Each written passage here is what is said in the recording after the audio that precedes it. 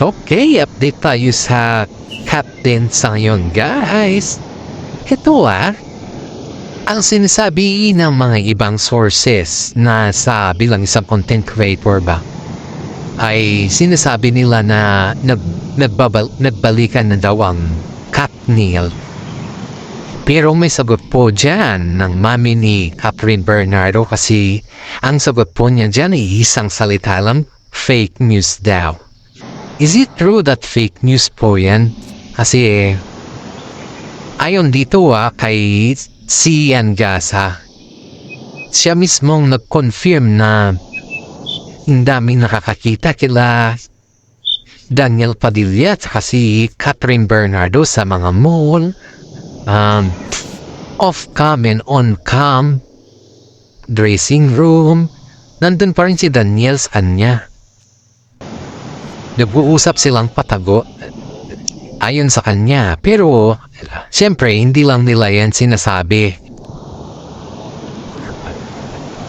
Hindi nila yan sinasabi dahil ayaw nilang booking na nagbalikan ulit sila. Siyempre, ayaw nilang mangyari ulit yung nangyari ba na pag sinasa publiko mo kasi yung mga bagay-bagay na ganyan, nagkakaroon ka na berya. At iyan yung ayaw na mangyari ni Mary Min kasi nagkatruma si Catherine Bernardo patungkol sa breakup nila ni Daniel Padilla. And of course guys, ang sabi din ni Mami Min dito ay fake news daw kasi wala daw katotohanan. We don't know guys kung sinong nagsasabi dito sa kanilang dalawa. Kasi ayon din naman dito kay Gasa, si Yan Gasa na the Marites of the world, na nagkaayos na yung dalawa. Pero, kailangan din pa daw niyang i-confirm sa kanyang legit na sources din. Ang dami na din kasi nako-confirm na nagkaayos na yung dalawa, guys. Pero ayaw lang kasi nilang umamin sa publiko.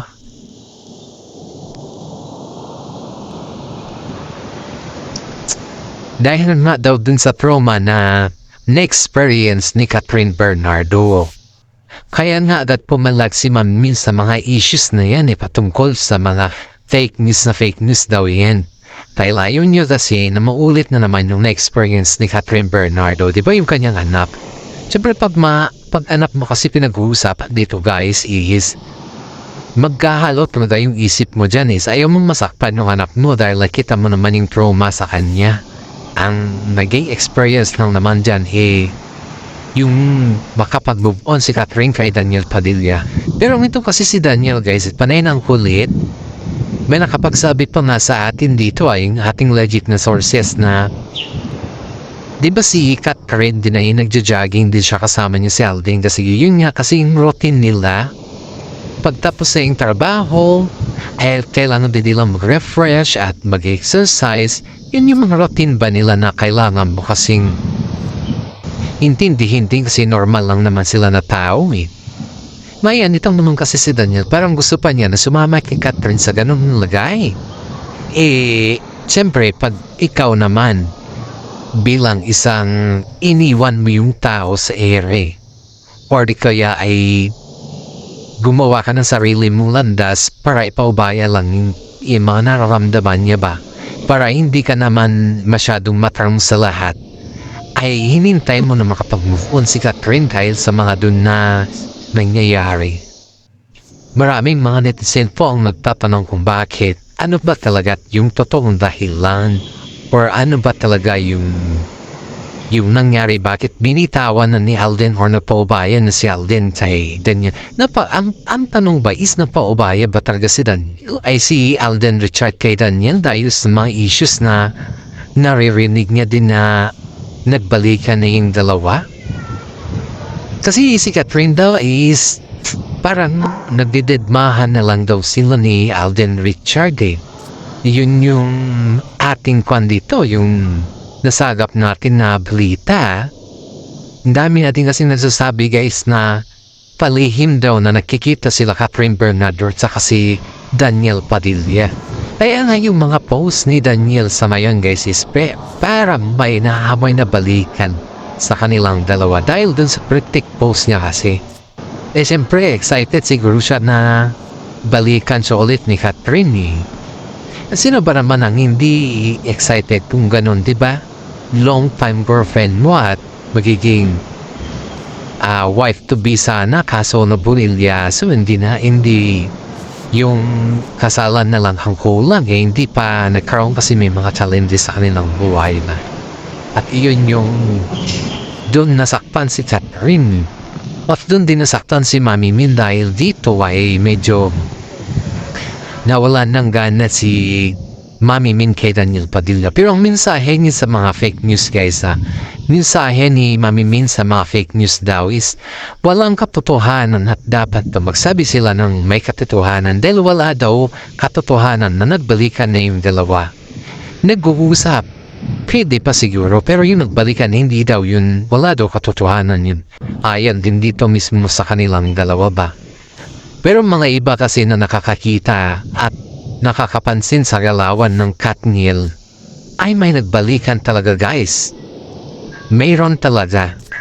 Ang dami na din nagsasabi kaya nga daw napapaisip si Alden kung itutuloy niya yung panliligaw.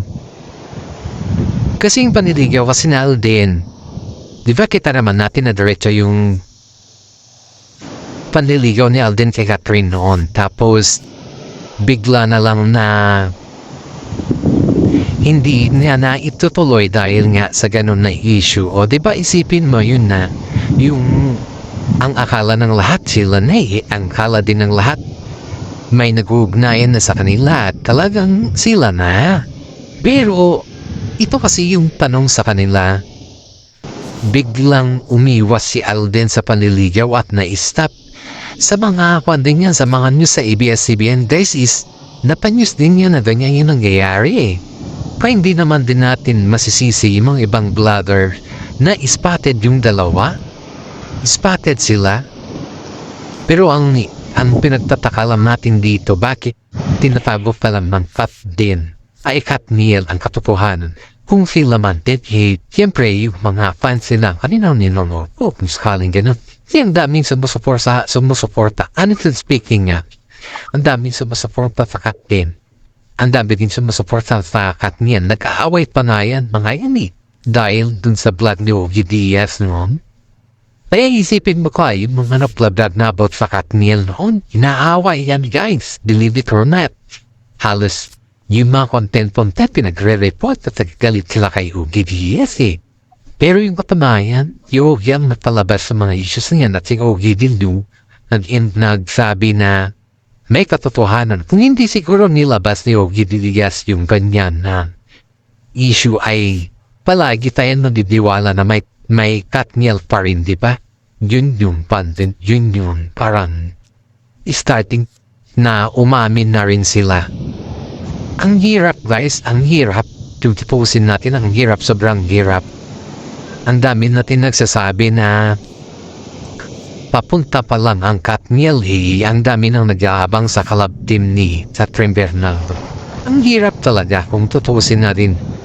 Hindi pa kumbaga is hindi pa ready si Catherine sa mga bagay-bagay na gusto mangyari ni Daniel. Kasi si Daniel kasi ang gusto niya daw is magparasal na or something ganyan. Hindi naman pwede yun guys kasi isipin mo si Catherine sagsagpain mo nilang mga trabaho eh. Ang dami pa makailangan project kay Catherine. Hindi naman pwede na ituldokan ni Daniel yung mga oportunidad ni Catherine. Hindi naman pwede yun. Kaya ang daming mga netizen ang nagsasabi na maswerte sana si Daniel Padilla kay Catherine kung talagang inalagaan niya ng maayos at mabuti. Yun yung sinasabi ng mga netizen dito guys. Ito pa guys para kasing yung pakiramdam ng mga nakakakita kila Daniel Padilla at saka si Catherine Bernardo na parang pinapersa daw siya ni Daniel sa mga pakwan yata ba siguro sabihin ni Daniel papreskon ka na sabihin mo na wala na kayo parang ganun sa'yo parang pinapersa ba siyempre pag ikaw naman kasi pinapersa guys ay hindi naman siguro makatarungan yun siyempre alam naman din natin na si Daniel Padilla po ay matagal ng kapartner ni Catherine Bernardo sa industriya at hindi naman natin masasabi na wala nang pagtingin si Catherine Bernardo sa kanya, si Kat. Sa totoo lang guys, meron at meron pa rin yan. Kasi ko ba naman yung 12 years, hindi ka naman nakaka-move on ng pangmadalian dyan kahit sabihin mo na nakamove on ka na, ang dami ng tinambal sa'yo. Pero yung 12 years, hindi mo yan matanggal guys, kahit anong paikupi mo man ang mundo. Hindi yan basta-basta makamove on ka. As long as kung yung 12 years na yun ay nakamove on ka na, kung ikaw ay kinasal na sa ibaba, yun talaga yung totoo dyan guys. Pero yung sabihin mo na yung pan ka, kumbaga ganito, sabihin mo na nakamove on ka na kahit hindi kasi may bago kang love team. Wala yun guys, di ako naniniwala sa mga ganyan. Ang dami nga nagsasabi na nakamove on na daw si Catherine dahil kay Alden. Siguro, oo, pero yung real score dyan ay hindi pa dahil hindi pa siya ready. Kumbaga, hindi pa siya ready na magmahal ulit. Malay mo lang, just lang kila Daniel Padilla at saka si Catherine Bernardo challenge ba sa kanilang dalawa yung ganun yan nangyayari sa kanila. Pero sa akin guys, sa boto ko kay Alden Richard si Alden is wala ka nang problemahin sa kanya na sa kanya ng lahat marunong siya magkisama. Hindi rin siya yung tao na yung tinataboy ba yung mga fans. Halos pag nandyan si Alden, siya pa yung maghawak ng cellphone. Mahal siya ng mga mahal siya ng mga fans guys. Hindi kagaya ni Daniel Padilla na sumikat lang siya lumaki na yung kanyang ulo. Yun yung inayawan nila kay Daniel Padilla yung mga iba niyang fans. Yan yung inayawan nila sa kanya. Dahil nakikita nila na tuwing sumisikat si Daniel, naging ganun yung kanyang parang naging maangas yung kanyang datingin. At saka nawawalan na rin yung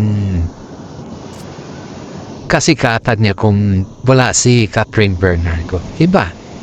Kita naman natin na si Catherine Bernardo ay nakadikit din yung pangalan ni Daniel sa kanya Kaya pag yung sikat na pinag-uusapan, si Catherine ang sikat, hindi si Daniel.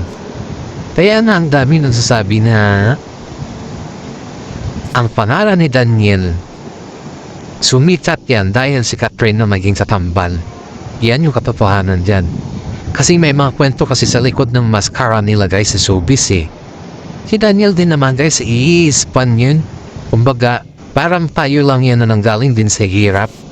Mas sobrang malanga yung sitwasyon nila noon pero hindi man lang inisip ni Daniel yung naging karanasan nila noon sa kanyang pagsikat ba. Hindi niya yun niisip.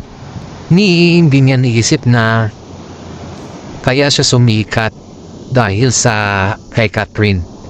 Pero kahit naman ganun yung nangyayari, kahit hindi niya na inisip yung ganun, sana naman wag niyang gawing remote control si Catherine sa kanya. Hindi naman, kasi si Daniel kasi nire-remote niya yan si Catherine. Kung ano lang yung gustong sabihin niya, dapat yun yung masusunod. Ganun siya katindi. Ganun katindi si Daniel kay Catherine. Halos na susunod niya si Daniel pati sa kananamit. Halos lahat si Daniel gusto niya yung okay na yung panito. Very protective talaga siya na boyfriend, pero yun nga, nakagawa siya ng mga bagay-bagay na hindi nagustuhan nila Catherine sa kasi Mami Ming. Ang daming sa totoo lang si Mami Carla ni Daniel. Alam niya kasing mali ni Daniel yun ang nangyari.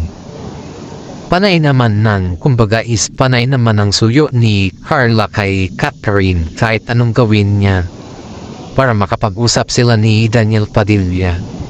Pero parang lahat ng mga yun is nire-refuse na ni Catherine dahil hindi naman sa ayaw niya na yung pamilya ni Daniel, pero hindi pa siya ready na humarap sa kanila sa ganon na action, sa ganon na 6 and sa ganon na pangyayad. You know what guys, ito yung pinaka-honest to goodness sa Catherine Bernardo. Kapag dumadating pala si Catherine dun sa bahay nila Daniel, nandun lang pala yun sa sofa. Dun lang pala siya nag-i-stay. Kasi nga yung kwarto ni Daniel dun guys is kasama niya yung kapatid niyang natutulog, di ba? Alam mo na. May delikadesa naman si Catherine. Yun yung palagi nilang iniisip na mas matured si Catherine compared kay Daniel. Pero pag tignan mo sa softmed, halos parang si Daniel matured, di ba? Parang vice versa lang. Parang pinapakita kasi sa softmed na napaka-mature ni Daniel.